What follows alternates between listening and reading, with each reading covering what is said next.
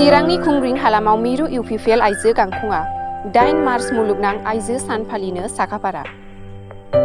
गुबुन गुबुन बोसोराव खुंबोबाय थानाय बायदि देग्लायबो आइजो गांखं इउपिपिएलआ 8 मार्च एबा मुलुगनां आइजो सानखौ सानसेनि हाबाफारिजों गाजा गोमजायै फालिनो दिनै चिरां जिल्लानि सिङाव थानाय खुंग्रिं ओनसोलनि गेवलां फोथाराव गाहाय खुन्थियाखौ आइजो गांखंनि आफादगिरि प्रतिभा ब्रह्मआ गायसनना होयो।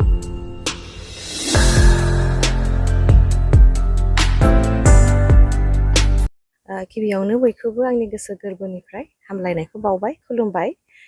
जोङो 9 मार्च बा 8 मार्चआव इन्टारनेशनेल वुमेन्स डे मुलुगनां आइजो सानखौ जोङो खुंग्रिंनि नैबे गामि स्कुल फोथारावहाय जोङो आखायाव खुंनो लादों। जोङो लुबैयो नैबे ओनसोलनि जेसेबांखिनि जोंनि आइजो जाहाथे बिथांमोनहाबो नैबे वुमेन्स डेनि सेलेब्रेशन खौ बयबो जाहाथे गाजा गोमजायै खुंलायलायो। जोङो बाहाय माने एवेरनेस प्रग्राम बायदिबो जोङो लादों। बाहाय जोङो खोब कालारफुल बा माखासे मिनिंफुल प्रग्राम्सखौ जोङो बाहाय लानाय जादों। जोङो बाहाय जोंनि थीमा जाहैगोन इमब्रेसिं इकुवेलिटि, थारमाने समानथाइखौ बजबनानै लानि। जोङो मुलुगावहाय जुदि आवगायलांनांगौबा, जौगालांनांगौबा आइजोफ्राबो समान समान आवगायलांनांगोन बा आगान सुरलांनांगोन। राजनिथि बिथिङावनो जा आरो समाज बिथिङावनो जा आरो जोंनि रांखान्थि बिथिङावनो जा जोंनि आइजोफ्रा गोख्रों जानांगोन, समानैनो आवगायलांनांगोन। आरो लोगोसे जोङो सिक्खा दिक्खा बा सोलोंथाइयाबो जोंना आवगायलांनांगोन। आरो जोंनि साइस्थ' बिथिं बा जेसेबांखिनि जोंनि आइजोफोरनि जौगानायनि थाखाय, डेभेलपमेन्टनि थाखाय जे जोंनो नांगौ कनस्टिटिउसनेल बा जोंनि लेगेल आयेन भाबै जोंनि जे मोन्थाय, बेखौ जोङो मिथिनांगोन, जोङो सोलोंनांगोन आरो जोङो डिमान्डबो खालामनांगोन आरो जोङो लानोबो रोंनांगोन। दा नंखायनो जोङो नैबे गोदोसोनानै थानाय बा गामि सिं खुंग्रिं ओनसोलावहाय बे गामिनि जेसेबांखिनि समाज माने बिथांमोनजों लानानैनो जोङो बाहाय खुंनो लादों। आरो बाहाय जोंना गेम्स एन्ड स्पर्ट्स माखासे गेलेनायबो थागोन आरो कालचारेल कम्पिटिशनबो थागोन। आरो बाहाय जोङो आलासि हिसाबै माखासे आइजो दैदेनगिरि बिथांमोनखौ लिंहरनाय जादों, जाय माने गभर्नमेन्टआव लोब्बा लानानै मावनाय, जेनेबा पुलिस बिभागनि आइजो दैदेनगिरि जाजोबगोन बिथांमोनहा। सोरबाया सार्कोल अफिसनि, सोरबाया प्रफेसार माने सोलोंथाइ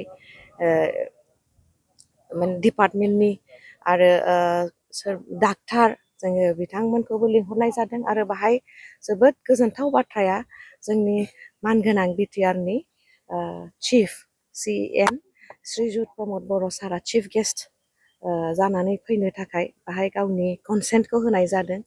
आरो बाहाय जोंनि केबिनेट मिनिस्टार UG ब्रह्म साराबो फैगोन।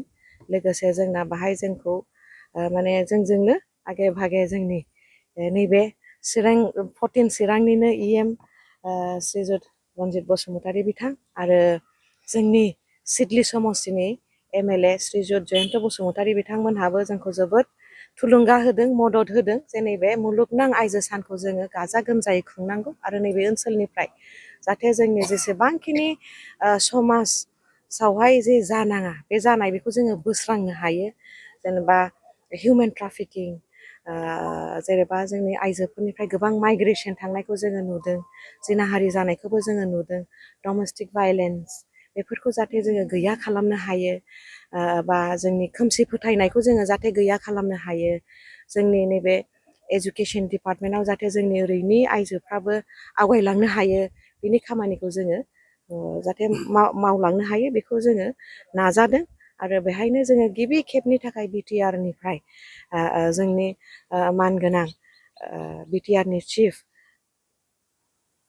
श्रीजुत प्रमद बर' बिथाङा जेब्लाबो लुबैयो जे आइजोफ्रा गावसोरनो आवगायनांगौ होननानै, आरो जोंनि समाजावहाय जाहाथे जोङो मोजां मदद होनो हायो। प्रत्येकटा गामि ओनसोलनि जोंनि आइजोफ्रा जाहाथे बयबो माने जोंहा रैखाथि दं होननानै साननाया फैयो।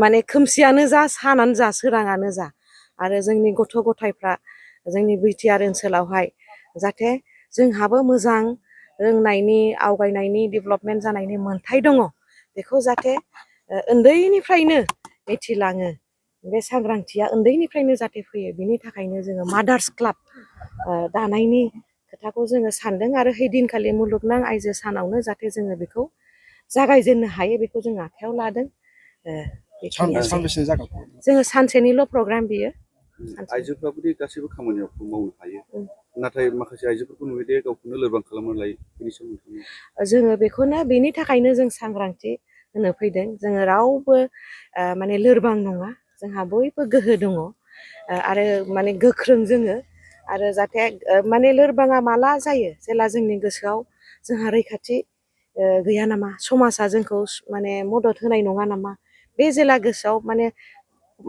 न'खरनि मानसिया जोंखौ मदद होनाय नङा नामा बे जेला गोसोआव फैयो होमबासो लोरबां जायो दा जोङो बे माने जोङो आइजोफोरखौ जोङो लोरबां नङा जोङो जोंहा आखाइ हमलायनानै जोङो दिनै आवगायलांनांगौ होननानैनो जोङो नैबे मुलुगनां आइजो साननि थिमखौबो समानथायखौ बजबनानै लानि आरो गोख्रों जानि आरो आवगायलांनि होननानैसो नैबे इन्टारनेशनेल वुमेन्स डेखौ जोङो नैबे खुंग्रिङाव फालिनायनि थांखिखौ लानाय जादों बै दिनखालि रायजो राजाखौ बाहागो लानो मा होनदों बै दिनखालि जे बेहाय रायजो राजाखौ बाहागो लानो औ जोङो बे दिनखालि नैबे फुरा 14 चिरांनि आरो चिरां जिल्लानि आरो बिजनि जिल्लानाबो जोंजों बाहाय माने जयैनो खुंनाय जादों चिरां जिल्ला UPPL आरो बिजनि जिल्ला UPPL आइजोनि जेसेबां दालाय बे खुंनाय जादों आरो बिनि सिंनि ब्लक प्राइमारि आरो VCDC बिसोरथ' थाखागोन आरो रायजो राजाखौबो जोङो लैहोर लैहोर फैनानै जे बे जोंनि 9 मार्चआवहाय मुलुगनां आइजो सान फालिनायाव लोब्बा लानानै आरो